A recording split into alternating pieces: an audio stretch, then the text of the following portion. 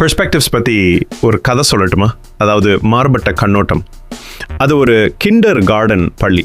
அங்கே நிறைய குழந்தைகள் படித்து வந்தன. அத்தனை குழந்தைகளுக்கும் அந்த டீச்சரை மிகவும் பிடிக்கும். மிக பொறுமையாக, தெளிவாக, ஃப்ளாகமாக பாடம் நடத்துவார்.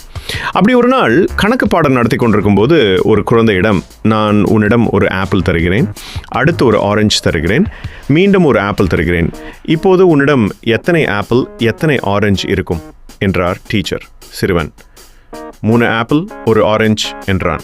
டீச்சர் சிரித்துக்கொண்டே, இல்லை இல்லை, நன்றாக கவனி, நான் உன்னிடம் ஒரு ஆப்பிள் தருகிறேன், அடுத்து ஒரு ஆரஞ்சு தருகிறேன், மீண்டும் ஒரு ஆப்பிள் தருகிறேன், இப்போது உன்னிடம் எத்தனை ஆப்பிள் எத்தனை ஆரஞ்சு இருக்கும் என்றார் டீச்சர்.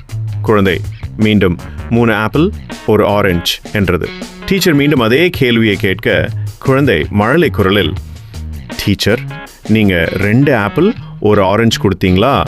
காலையில் ஸ்கூலுக்கு வரும்போது எங்கள் அம்மா 1 ஆப்பிள் கொடுத்தாங்க, அதையும் சேர்த்தா என்கிட்ட 3 ஆப்பிள் சரிதானே என்றது. எப்பொழுதும் நாம் பேசுவதும் பார்ப்பதுமே சரி என்ற எண்ணத்தில் தான் நாம் செயல்படுகிறோம். பிறரின் பேச்சுக்கும் பார்வைக்கும் மதிப்பு கொடுப்பதில்லை. பெர்ஸ்பெக்டிவ்ஸ் என்பது எப்போதும் நம்ம பார்வையில் மட்டும் பார்க்க வேண்டாம், பிறரின் பார்வையையும் கேளுங்கள். நீங்கள் பிறரின் பேச்சுக்கு மதிப்பு கொடுப்பவரா? அப்படி என்றால் இந்த வீடியோவை லைக் செய்து உங்கள் நண்பருக்கு ஷேர் செய்யுங்கள். உங்கள் நண்பரையும் சப்ஸ்கிரைப் செய்ய கூறுங்கள்.